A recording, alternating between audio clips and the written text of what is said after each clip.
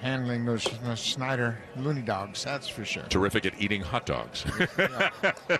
In the third inning.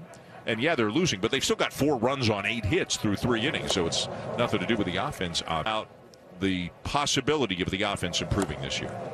Yeah, and nobody's really looking at the 1-loss record and putting that into the equation. It's all in base, and then Kevin Biggio fouling off some tough pitches. It's about how you're going to approach each at-bat. And all those at-bats are linked together, obviously, during the course of it. Here, they have the talent to put up good numbers offensively.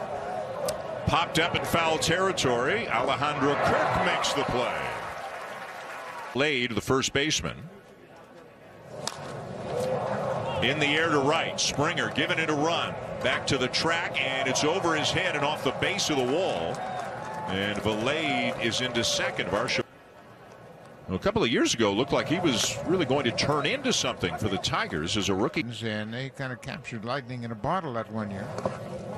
That was the year he was claimed in Rule 5 draft, and obviously they took a long look at him in spring training. Right, Parker Meadows really, I think, a name to keep an eye on, as this one is hammered to right field. Akil Baddoo hits it way on out of here, and that is the 3rd home run.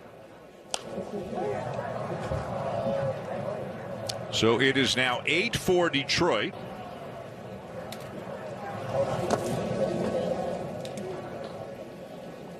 Been added to this bullpen for this game today.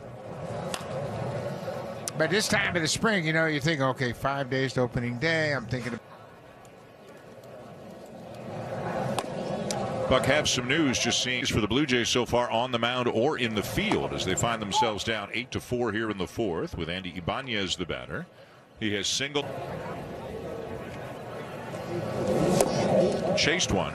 That's the changeup there from Kikuchi we were talking about earlier. It's 0-2. There's a lot of great buildings around Baltimore, that university. Swing is ready to go. You know, theoretically, coming out of spring training, he could catch every day for a while if he had to. And, you know, where he was drafted from, Georgia Tech, had a great year his junior year at Georgia Tech. But he is a very, very highly regarded prospect for the Tigers.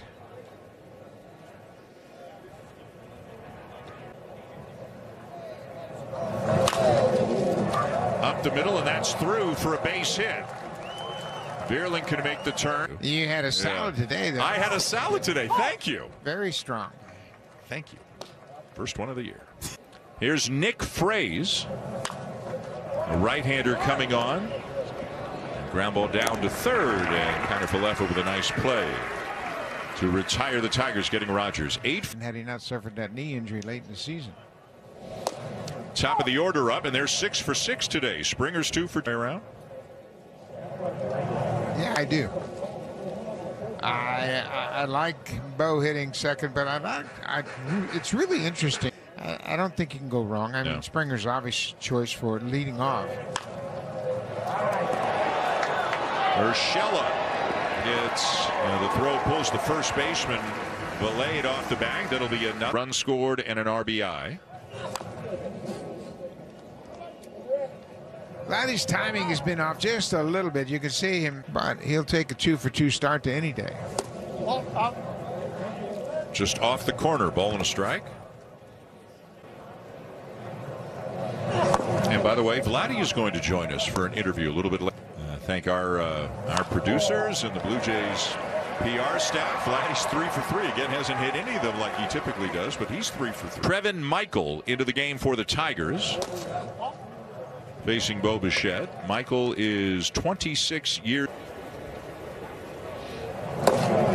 Drops a breaking ball in for a called strike. 1-2.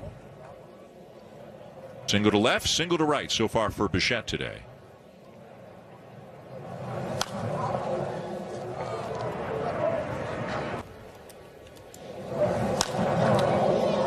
And a high fly ball to left. He just missed that one. He didn't like to take another swing at that pitch. That was a hanging breaking ball right out over the plate.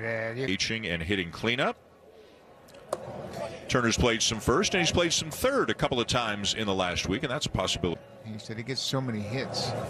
And you know, that's been a trend around baseball. A lot of managers put what they put itself, but it's different now. Well hit ball straight away center field. Baddoo back, and it's gone. Justin Turner with his third home run of the spring.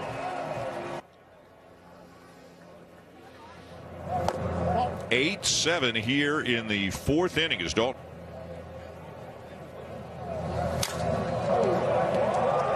Popped up and caught as Urshela ranges over. Yeah, but you know, there's a lot of factors go into lineup construction, that's for sure.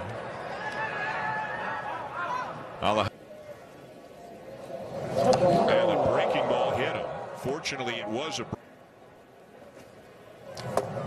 So here's Devontae Brown. If you weren't with us about it a couple of innings later, he said he seemed to feel that obviously it's sore, but it wasn't anything major, so that's good news. So Brown got into the game. 1-2.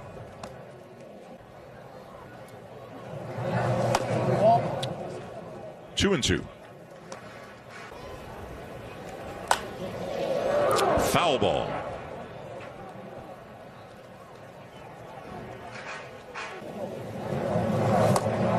And just off the corner, full count. There goes the runner, and a swing and a miss by Brown. Akil Baddoo here to show it off. Arden, thank you very much. There's no question who's healthy and who's not, but the Eric Swanson and Jordan Romano situations are bullpen. Yeah, it sure does, and Nate Pearson is going to be involved in that decision. And Nate might help him navigate the left-handed hitters a little better. Yep. And on doing that at the major league level in his time. But, you know, the stuff is very good, and if he can throw strikes and get consistently enough to really set up his second and third pitches. I mean, there's been times when he's more running a minor league organization, I would emphasize location of the fastball. And if you can't command your fastball, you can't advance. He has struck out 10. Guerrero back down the line, and With it, but it made a good play. you know, so back to the composition of the pitching in even higher leverage situations. Obviously, you've got Trevor Richards in the mix, and a guy capable of giving the room for a guy like Nate Pearson. If he is pitching well, gets a fly ball off the end of the bat to left field here, and that's a good inning for him. 3 up.